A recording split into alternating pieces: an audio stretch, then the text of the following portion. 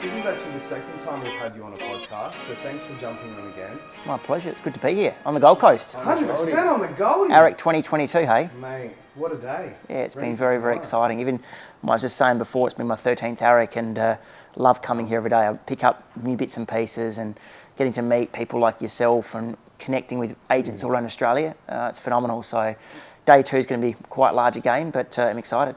It's crazy. I've spoken to a couple of agents over the past few weeks just saying, hey, you're coming up to AREC, and they go, oh no, I'm not going to hear anything I don't already know. But then you see people that are at the top of the industry, like yourself, and there's been a few others as well that have been coming every year since it started. Why do you think that is? I think the biggest thing for AREC for me is there's certain things you're doing in your business today that you might have been doing 4 or 5 years ago, but then you become complacent at those things and you do them maybe half-heartedly, or you don't do them to the full scale. Yeah. So whether it's a new marketing plan, whether it's reinventing the wheel in your listing presentation or your buyer negotiation or your callback. So just listening to those agents today, a couple from regional Australia, a couple from Melbourne, there was just some really, really good insights in there that are going to help me hopefully just get 3 or 4 things, takeaway points, put them in my business and watch my business grow consistently. And I've been selling now 150 houses for over 8 years. So the volume of my transactions consistently has been such a high number for so long. So obviously to do that takes a lot of discipline, a lot of hard work, and most importantly, doing the right thing by people, but consistently reinventing the wheel. Definitely. And I've definitely noticed in the last 5 to 6 years that the competition's becoming fiercer. And gone are the days of agents that don't have a database, that don't follow up with people. So our marketplace now, there's a lot more agents that have got into real estate in their early to mid 20s, and they're prepared to work 6 days a week, have a database, and most importantly, actually want to write big numbers. Whereas when I first started back in 2009, there was very few agents in Adelaide that had a database and that were selling large volumes of houses. Yeah, it's a young person's game now, I feel. Definitely, it's changed. The mindset's changed, and a lot more youth are getting into real estate. And there's a lot of those older people that are leaving the industry, or they're getting chewed up because the person that's coming along who's prepared to do the hard work, door knock, cold call, build a database, consistently follow up with them. Those agents that are complacent, not having the great success anymore. What's your mindset then now around your workload? We were talking off camera that you've transitioned to more of a referral-based agent because you've got 8 years of consistency when it comes to volume. Are you still full throttle as you were 8 years ago, or have you been able to change it? What does that look like now? So for all the listeners that are listening to this, there's always different stages of your career and there's different stages in life. And as you can probably appreciate, my mentor, my business partner, Phil Harris, always said to me, the first 5 years in real estate are always the hardest. You're going from 0 to 50, maybe 100 sales a year, and you're trying to build this business where you consistently be able to write a large number of sales and gross commission for a long period of time. Because in those first 3 to 5 years, you're always questioning yourself, am I good enough? Am I capable? And am I going to be in real estate for the actual long game? Because there's a lot of setbacks. There's so many issues that arise on a daily basis in real estate that make you want to potentially get out of the industry, especially when you've got people wanting to sue you or write you legal letters over disputes over fence alignments or contracts being incorrect. There's so many things that can go wrong in real estate. Have you had something like that? Plenty. And I've got one at the moment where I've a misrepresentation of property where it was my fault, and things happen like that. I sold the property with a storage cage, but there is no storage cage in that property, so I misinterpreted it with my vendor. I've gone back to that buyer and been super honest with her, saying I've made a mistake, but at the same time though, that's not going to change her from having a storage cage in a big apartment complex in Adelaide. So I'm now in dispute about compensation with that. But my psychology and my philosophy in life is clear. You do the right thing by people, it'll always come back to you. And if you play the long game, you're going to have success. So that first 5 years, for everyone listening to this right now, yes, it takes hard work. You're not going to be able to make it in real estate working 9 till 5. It's just not going to happen for you. But if you're prepared to build the database, have consistency around that, well, then you're going to see those results down the track. And I use this analogy with my team a lot. 0 to 5 contacts, customers don't know you. 5 to 10 contacts, they start to like you, they start to know you. 10 to 15 contacts, they want to do business with you, and most importantly, they actually trust you. That's powerful.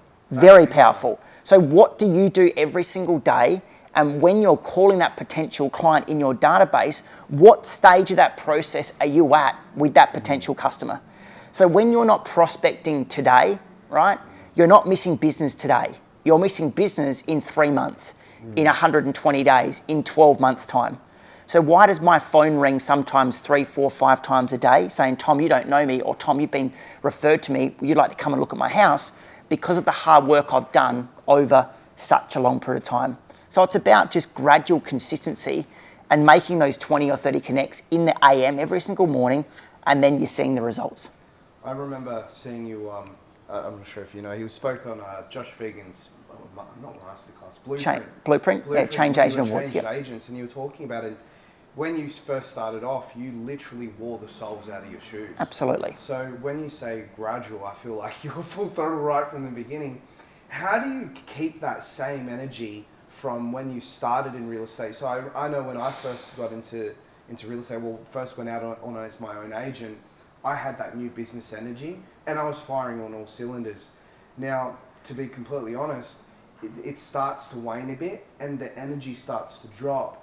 How do you stop that from happening and how do you keep it at such a high level? That's a really, really good question. So consistently, you've got to have short-term goals, long-term goals, and most importantly, where do you want to see your business and yourself personally in a long 5 or 10 year plan? So for me now, I've really got a very, very detailed life plan that's really financial, real estate, personal, fitness. So I really know and I define my why. Because if you don't have a strong why in this business of real estate, the simple things like the prospecting, that's going to be the first thing to go.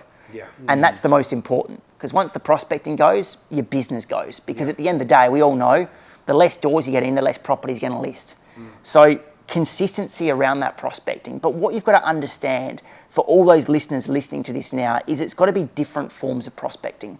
We all know in the first 2 to 5 years, you're doing the cold prospecting, which is door knocking and cold calling. But if you're doing that after a 5-year period in real estate, you're doing something wrong because your database should be mature enough and you should have enough contacts that you can actually start to call your particular database and have a strong relationship with them. So for an example, last week, even just calling my database now, I was fortunate enough to win an award in Adelaide recently and it was in the paper. It made like the first 10 pages of the Advertiser in Adelaide. And it was amazing how many people saw that award in the paper. And just when I talk to customers now, I don't have to mention Harris Real Estate, or it's Tom Hector calling, or it's Tom Hector from Harris Real Estate. Hey Tom, how are you? Thank you so much for the call. I really appreciate the follow-up. So when you've actually got that level of communication and that trust with those potential clients in your database, that's when you start to see the effect. And that's why, like I mentioned to you before, we see that dropout rate so hard in that first couple of years because to get that and the rejection is super hard. And that's why you just got to have that mindset saying, you know what, one day, just consistently think 0 to 5, they're not going to know you, they're not going to like you, but just consistently do it. And then they'll start to like you and trust you. I've got a question off the back of when you're creating a plan and understanding how many prospects you need in your area. You know, how many is it a number? Do I need 200 contacts, 1,000 contacts? It's been a big topic at ARIC is getting clear on your core niche that you can serve as a professional. With your experience now, would you say, what advice would you give to a younger agent who's starting to work out how many numbers they need in terms of their database? So realistically, my database consists of about 2,000 clients at the moment. So yeah, that's plenty of people now with A, B, C tasks. With A task is someone that's selling in 30 days. A B task is selling in 6 to 12 months, maybe 18 months. A C task is selling between 1 to 5 years. And then I've got my anniversary calls. So they've bought a house or sold a house through Tom. But when it comes time to obviously working a patch of homes, you've got to work on what the actual volume of sales is in that business, in that area. So for me, it's about 120 sales that occur in Ross Trevor every single year. So if you're going to work a suburb with only 20 sales, it's going to be very hard for you to get any market share. And if you do get a bit, you're going to have massive commissions. Otherwise, it's not going to be worth your while. So for me, Ross Trevor's more bread and butter, right? As you can probably appreciate, average fees $10,000 to $15,000. But if I can get my hands on 30 to 40 homes a year, which I do for the last 8 years now in Ross Trevor, 30 to 40 sales a year just from one suburb, That gets your financial year started every single year. And then I call that my superannuation. So I know that every couple of weeks, someone's going to call me in Ross Trevor saying, Tom, yep, come around, I want to sell my house. Yeah. And we call it now a walk-up start, where, yeah, you still have to pitch, you still have to be professional, but the likelihood of you getting that business is much higher than if you were to go to a cold listing presentation, because you've got that momentum in that database. And people have watched me. Like, I got a call yesterday from a client who I sold the property to her 7 years ago, and the communication in that suburb every single year, just follow up diligently, the letterbox drops, the constant communication, and I doubt she's going to speak to another agent. Now, I'll think that she will, so I'll still do it super professional, but you know what? The likelihood is there's a good chance to win that piece of business. For sure. So definitely, coming back to your question, make sure you know your numbers. You know your numbers, and you got to, high turnover is the way to go, because you've got to know that you're only going to get 20 or 30% in the first couple of years. To get any more than 40% in a suburb, it's very, very hard over a long period of time. Now, touching on starting off and picking your market, I spoke to you a few months ago, and you were telling me that you were going to start to shift. Yep. Not shift, like leave Ross Trevor behind, but move into a higher price point. Do you regret starting in a lower price point, and do you wish you actually started off in a higher price point from the beginning? That is a really, really good question. I ask myself in the last couple of years a lot. But there's got to be moments and chapters in your life. And Carla Feta spoke about different stages in her life, and what where she's at now compared to where she was 10 years ago. And the analogy is quite clear that I would have never had the success in real estate if I worked a more exclusive suburb from a young age. It just wasn't physically possible to get the hands on that stock when I'm 21, 22, 23. So I was fortunate that I was $1 million agent at 22. So I was selling 140 houses a year at 22, right? But I know that was not feasible if I went to a suburb that was selling $1.5, $2 million. So you've got to work out what works for you. There's no right or wrong. It's based on personality. Please understand that if you work a more expensive suburb, it's going to take you longer to crack into that suburb if you are at a young age. It's just simple as that. So do I have regrets? No, because the financial security and the amount of success I've had in that suburb and those suburbs for so long has created my pathway to where we are today, sitting in front of you, based upon selling over 150 houses now for 8 years. So yeah, sure, I'd love to get my business down to 100 sales one day. But at the moment, when the market's running like it is, and I've got such a big connection and community in that northeastern corridor of Adelaide, it's great fun. And I'm so well connected there because I've grown up there all my life. And I feel like every listing presentation I go into, I can talk to about a brother, a sister, a cousin, because I've got that relationship. You'd be silly to leave it behind, really. Definitely. Now, how are you shifting into a new marketplace? It's gradual, but there's no question in the last couple of years that all those homeowners I've sold for a number of years ago are shifting more into those higher suburb price points. And my average sale price, along with the market being so strong in the last 12 months, has definitely got bigger, but I'm definitely gradually getting there, and it's going to be a gradual effect. Now, I'm 31 years of age. Hopefully when I'm 33, 35, I can definitely build that sale price even higher. But again, yeah, to answer your question, it's gradual. It's not happening overnight though. Yeah. Quick question for me, like when I've transitioned a couple of, I've had a staff member leave me at the beginning of this year to go off on his own within Manor Real Estate, which was awesome to see. But how do you mentioned that you've got someone leaving your team to go out on their own as well. Now, how do you handle staff turnover and that transition period? Because you're going to have a very experienced person leaving you, and you're doing 200 deals a year. Definitely. So over my 10-year career in real estate now, 10 years ago I started the team. Before that, I was pretty much solo, working alongside my business partner, Phil. So we did a video a couple of days ago, and we're really targeting social media at the moment in Adelaide about getting a new performer within the Hector team. Now, over the last 10 years, I've got Simon Welford, Jared Stamalis, now Angus Massey. Simon was with me for 3 years, Jared for 4 years, Angus for 4 years. Now, what I love about those performers is they've now got the blueprint, the absolute complete blueprint to go out there and write 1 million, 2 million, 3 million, whatever they want to do within their business. They might give me a call, which Jared and Simon does once every month or once every quarter, to ask me some advice. But they've got that blueprint because they've done such a large number of sales in my team. Now, Angus Massey's 23 years of age, and he's been with me since he was 19. And yes, He's going to obviously have some challenges in the next couple of years, but at least he knows what the challenges are because he's seen the volume in my team. So to answer your question, I'm looking again for someone in their early 20s, someone that's been in real estate for maybe 6, 12, 18 months, that's having some blockages. They're definitely wanting to change their career path to obviously want to grow their business. Most importantly, sell a large number of properties. I can hopefully help them there, give them that apprenticeship, couple of years, and then build them up to be that next big agent. So for me now, it's targeting other real estate companies. Maybe it's someone from a cold start. Yes, preferably not, but I'm not prepared to say no to that because I know if I get the right person, you can teach. You can teach the skill. You can't teach passion and hustle, and we all know that. Hustle will always beat talent. Definitely. Tom Panos always says that.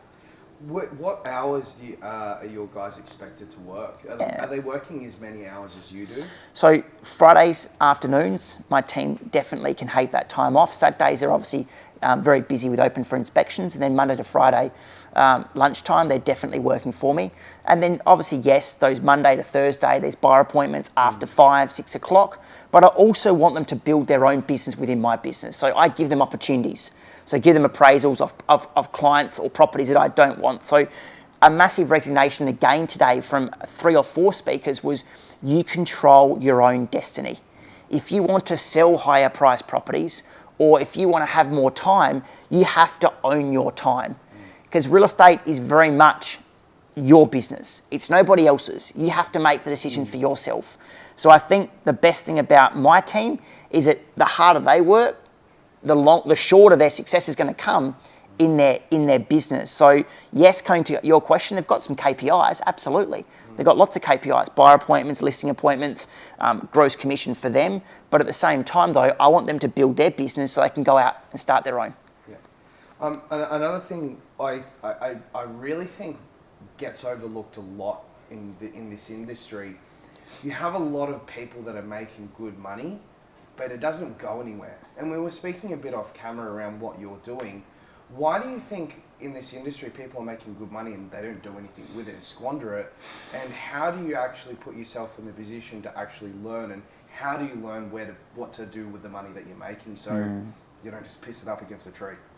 I think the biggest thing I realised when I first got into real estate, and I went to ARIC in 2009, I forget, I was 18 years of age and I went on my own. I was literally just out of school, my first year out of school, and I flew to ARIC with 2,500 people back then in Sydney before the Gold Coast, and I worked out that, like, I saw Ivan Bresic on stage and I saw all these big speakers, but one thing I knew, there was a lot of materialism, and that's one thing I hate about our industry. There's so much materialism and smoke and mirrors that, yeah, they might write big numbers, but they spend it just as fast as they earn it, and that's the biggest problem. So for me now, I've always been a person that, yes, absolutely reward yourself, have good things, have good wine, as you would say, because you love your wine, have good holidays, but at the same time, you got to make sure that you put some away. So I've been very fortunate. I've come from a very good upbringing. Mum and Dad have been great to me. My dad was a bank manager for 32 years. Okay. Understand numbers. You were never going to lose that money. Yeah.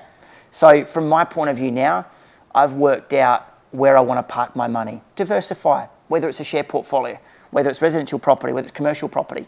But my psychology in life is clear. Make money out of real estate, build compounding interest in assets, whether it's a share market or potential investment properties, build that passive income stream. Now, being at 31 years of age, I've already got some passive income starting, and hopefully in 5, 10 years' time, that's going to be allowing me to dial real estate back because I've got that compounding interest from those investments outside of real estate. And that's why it's so important that every single year or two, if you're earning or running big numbers, you've got to buy some investments. Let's say, for example, you're a young guy, you've started to make some good money. Now, I know you've got some good connections throughout Harris Real Estate, and there's some good people that you're surrounded by, but let's say you're a young guy that doesn't have connections and you don't know what to do. What would you do, and how would you go about it? Are you speaking to financial advisors? Are you going to speak to a buyer's agent? How do you know what to do with the money? I think when you're in real estate, though, you come across enough property, enough people to actually have connections and learn around that. So I'm very fortunate now. I've got certain people around me, but everybody's different. And for all those listeners listening today, is that there's no right or wrong to this, but I soon realised that I couldn't write big numbers in real estate if I didn't come home to a beautiful home. Like, I first moved out of home at 23, and I renovated a 2-bedroom home out, and that was my first home in the eastern suburbs of Adelaide. but it was completely done. It sold for a really good figure when I sold it 5 years ago, and then I built my new home now, double-story contemporary property, and everyone says, oh, but that's a lot of money tied up in your investment for your principal place of residence. My psychology around that, though, I work too hard to actually not come home to a beautiful roof over my head and reward myself. But also when I look at that, to answer your question about financial freedom, is that I pay down my home as quickly and as fast as possible, because once you've got your principal place of residence freehold, you've got the analogy then, or the return to go and borrow against that, to go and buy other properties. And that's your security as your principal place of residence. But we all know if you buy freestanding properties within a short period of a CBD city, whether it's Adelaide, Melbourne, Brisbane, Sydney, and most importantly, it's got some footprint to improve, you are going to make money long term. So you just got to really stick to the fundamentals of real estate, and I'm sure you're going to have success over a long period of time. Yeah. Sure, the market's moved in the last couple of years, but I think everything's about land. Yeah. Because in Adelaide, units versus houses, there's just chalk and cheese. I'm sure it's the same in Sydney. For sure.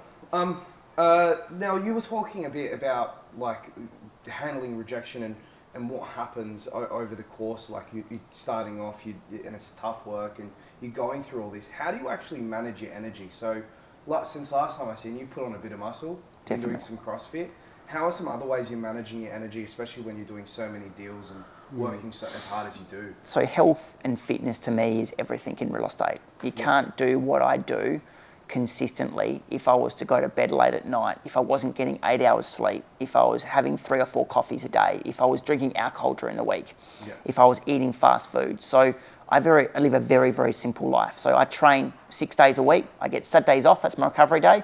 Sunday to Friday, I'll train for at least 45 minutes of HIIT session a day. So CrossFit is what I'm into. Learning the Olympic lifting lifts.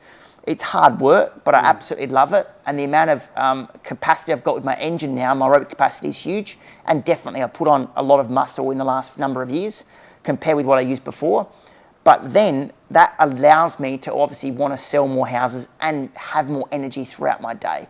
So I know that if you eat well and you exercise well, that's going to just breed success.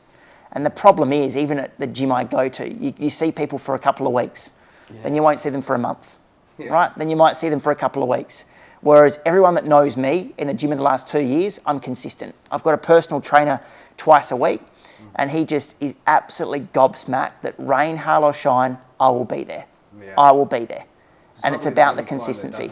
That doesn't not turn up. Yeah. In his 10 years of being a PT, he's never seen someone so consistent as me. I'll always get my 2 sessions in a week. So today, being on the Gold Coast, I'll have to catch up a session next week because I'm not back until Tuesday. Yeah, right. So we're always catching up a session to make it 2 sessions a week with Josh. Daniel actually asked me today, he goes, oh, what's Tom Hector like? And I said, he's the most disciplined person you'll ever meet in your life. It's insane. How do you keep that discipline up? And is it just your drive and hunger, or is there something else to it? It's definitely my drive and hunger, but it's just about what I stand for as a human being. I wasn't born on planet Earth to be mediocre. I just wasn't born to just to be someone that's going to just fluff about and eventually get there. When I got into real estate, I wanted to be successful tomorrow, not in a year, not in a week, not in 10 years. I wanted to be successful tomorrow. So everything I did was, how am I going to fast track that? Now, yeah, I think I'm disciplined, but my business partner, Phil Harris, he's super disciplined as well. He's an absolute freak of nature, and he's a great person to be in business with. Great. And there's other people as well that I know are friends and family that are definitely disciplined, but I definitely just consistently do what I do well every day, and that's breathed my success. What advice would you give to yourself, knowing how consistent and disciplined you've been? Has it been too extreme, not enough? What advice would you give to yourself about it? In 18 to 25, there's no question I went a bit hard. There was days there where I was having some panic attacks and anxiety attacks to the point where it's like, you've got to go home or you've got to get help. And for 9 years of my life there, when I was selling a lot of houses, I exercised a couple of times a week, but there was not much exercise going on. I had a lot of back constraints. I had kyphosis, scoliosis, Sharmas disease, and it was pretty severe. So when you say hard, it was just focused on work? And it was a problem. There was no fitness, no health around with that. There was a bit, but there was not to the point now. So At 12 o'clock every day, you can't book me an appointment. No matter what I am doing, if it's listing a $2 million home, you won't get me. I'll have to go there at 2 o'clock. That's my hour in the gym. I train at lunch, and that's when I do it. So my time management now is so disciplined around my rituals, because rituals create that. Whereas when you're 2 years into your career, you always say yes. You're a yes person because you want that next piece of business. So yeah, absolutely. To answer your question, 18 to 25, there's no question that I went too hard. But you know what? I wouldn't be where I am today without that. So it's short-term pain for long-term gain. And yes, probably my biggest regret is not enjoying the journey so much. Like being so anxious about the next listing, the next sale, wanting to get to $1 million overnight, wanting to write 2 million. Whereas if it took me a bit longer, that's okay. But as you can probably appreciate, I'm a very competitive individual.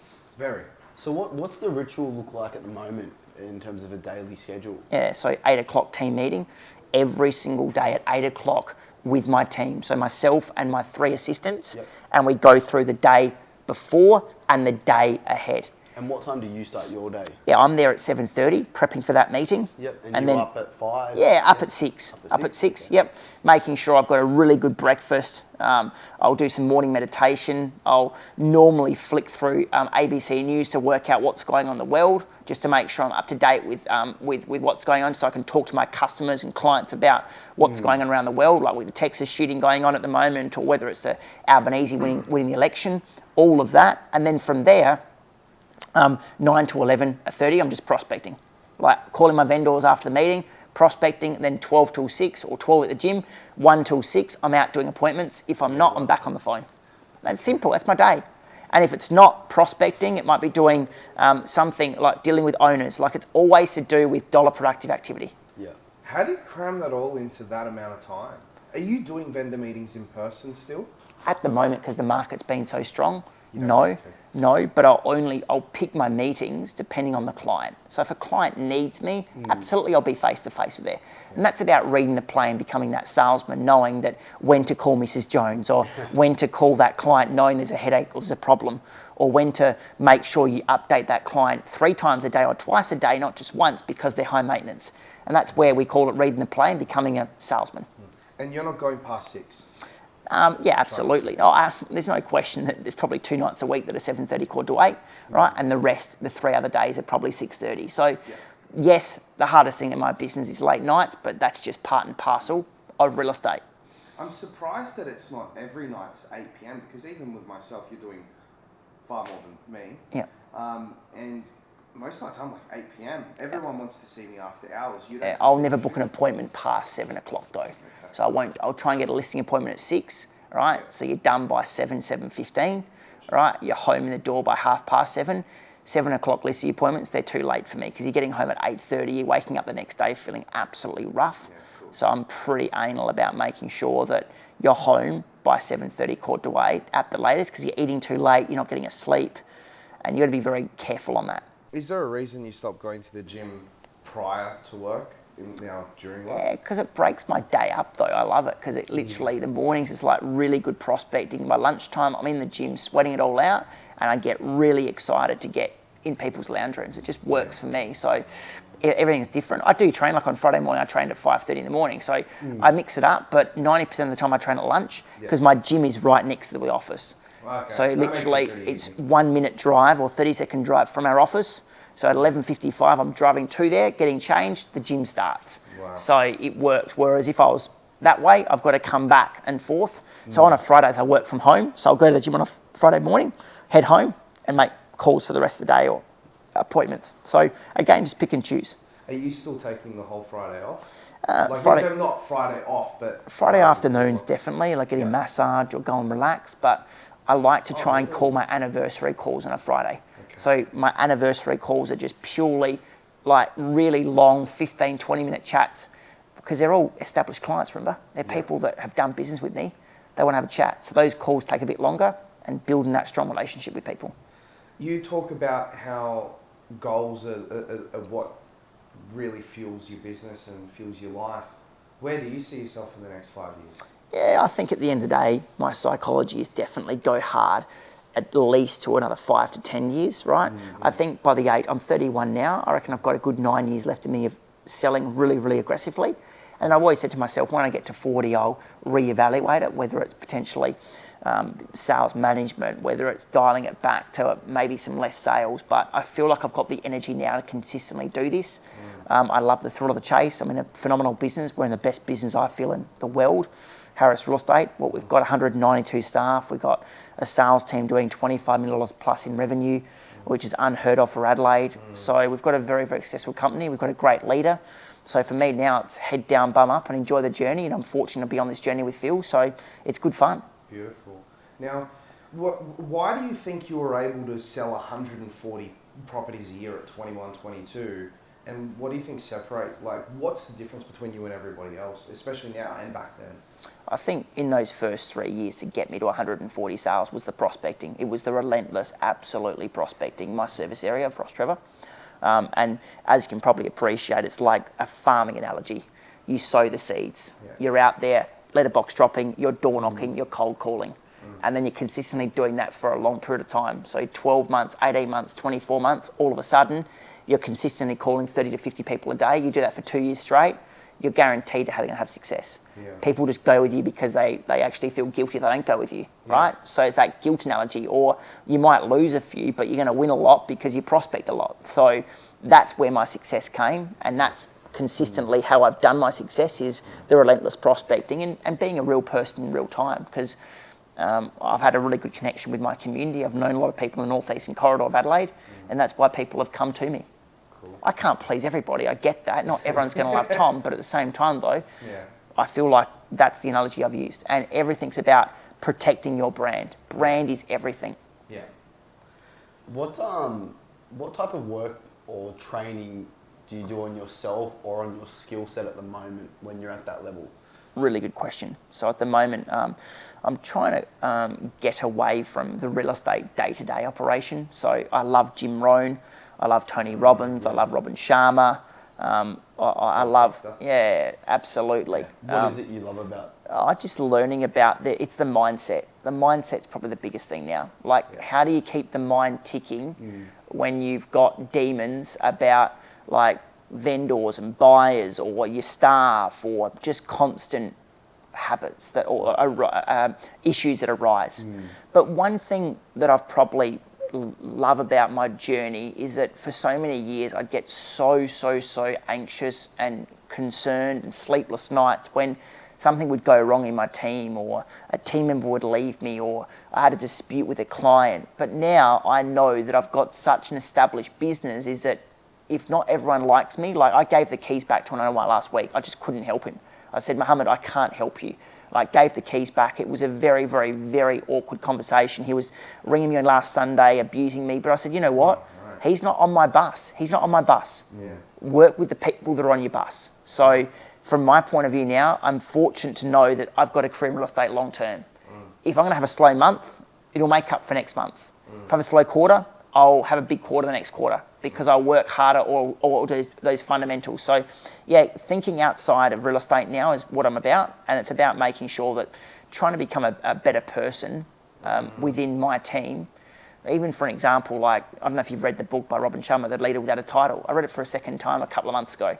And it was so simple analogy in life, right? That, like, if you read that book, like, it's so simple, but how many people are actually doing that? How many people are practicing what Robin Sharma's about with leading without a title? Like, from the front receptionist to the sales administrator, like the way you treat people, the way you're leading without a title. We all want recognition, don't we? We all want recognition. We're doing the best, we're doing this. But the reason Phil has created such a business is because he's always leading without a title. So when people see him in the public and they don't see him in the public, he's always making sure he's trying to make his business better, but not being that arrogant, egotistical real estate agent that most are from the top. And that's why he's built this loyal, very loyal following. Very loyal. Yeah, very. I know a few of those guys have been there for a long time. Yeah. And that's the thing, and that's what Robin Sharma's book's about, and that's why it's so simple, but it's so effective. And to every person that starts at Harris Real Estate, they get given that and a bottle of Paul Roger champagne, and they read that book. Hopefully they read it, and they can understand why Harris Real Estate where it is today, because everyone at Harris should be leading with a title. Sure. Now, a lot of our audience is a lot of younger audience, a lot of new agents, assistants, people that are going off on their own. What do you reckon's the number one, or what would be your number one tip or piece of advice to anyone starting off on their own or starting to get into real estate? On their own in business? Either one. Starting off as an assistant, or both. Give me two pieces of advice. One, for someone that's starting off to be their own agent, transitioning, and someone that's starting new into the industry. So I think if you're starting in the industry today as a salesperson, I was talking to a couple of new beginners in our business a couple of weeks ago.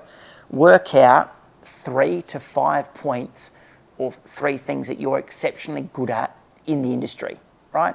So whether it's cold calling, door knocking, what's your community involvement like? What's your referral network like? What's your friends and family like? Work out what's going to work for you. Map it out, get the mapping process, and get maybe 20 or 30 things that you can think of, and then work on 3 or 4 and become absolutely obsessed with them. So whether it's working a farm area, absolutely nailing that. Whether it's your sphere of influence, so everyone you know, how you're going to work them to get your next listing. And then more importantly, making sure you've got a really good system and checklist and a process around that. So every time an opportunity arises and they've been referred to you, whether you're going to give them a dinner voucher, whether you're going to do a night's accommodation in a hotel, what are you going to do in your service area every single week to make sure that you're going to build this business. So having a very, very simple plan, that came back at Eric today. Like, gone are the days of having a 20-page business plan. Just have a very simple plan, map it out and do it. Other one about a real estate business. If you want to run your own real estate business, I've studied real estate business in the last 12 to 18 months around Australia, because I've tried to work out who are the most successful agencies that have managed to create agents to get off the tools. So how many agents around Australia can become a non-selling principal? Yeah. There's very few. Very few. Very few.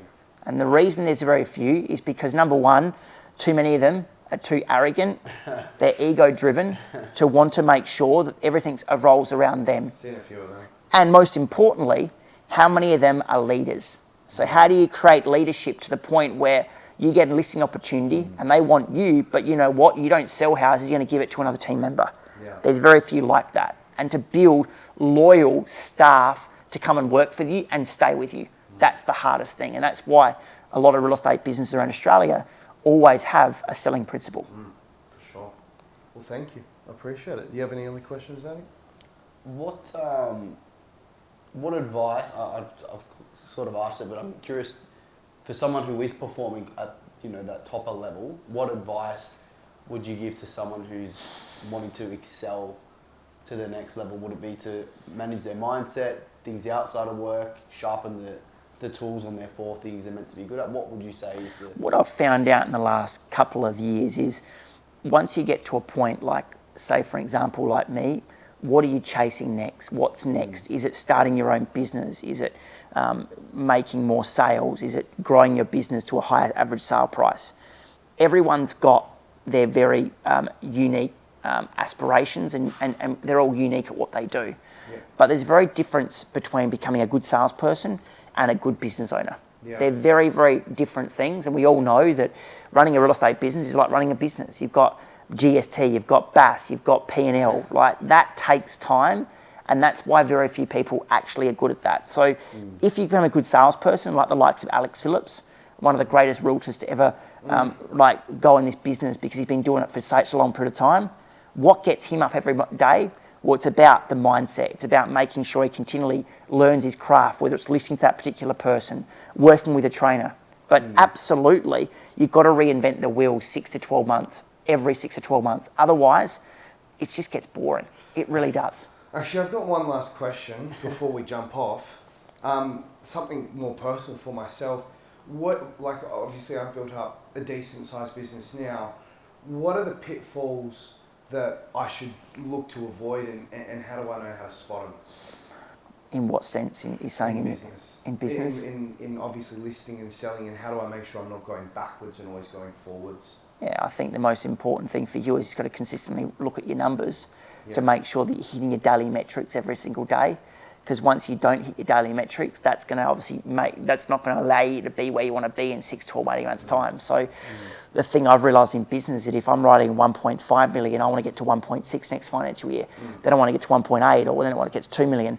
So for you, how do you stay on track? Well, you stay on track by just running a night a week and just doing your daily metrics every single day. Like, the problem is everyone try and reinvents the wheel, and I've tried reinventing it as well. I've always thought like real estate's going to get easier. You know what though? You take your foot off the gas for 1 week or 1 month. Yeah. You think people know you, they think they like you. No, they don't. They're going to go with the other competitor up the road. Yeah. If you don't ring them, your competitor's ringing them.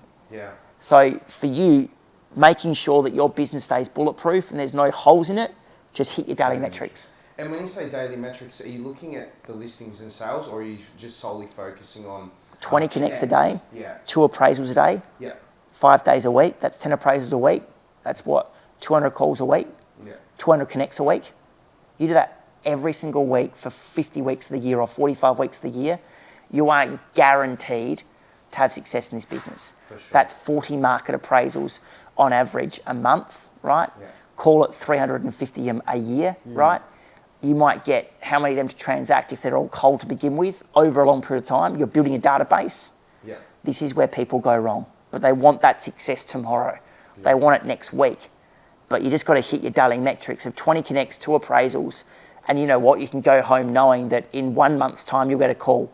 In 2 months' time, you might get 2 calls. And then gradually it comes to effect. Because in my first 12 months in real estate, I was calling 6, 8 months in. All of a sudden, in my 9th month of real estate, I listed 7 properties. Why? Because all those months of prospecting paid dividends. That's massive. Guys, Adelaide's best. Yeah. Tom Hector, thank you. Thank you very much. Legendary. Appreciate it.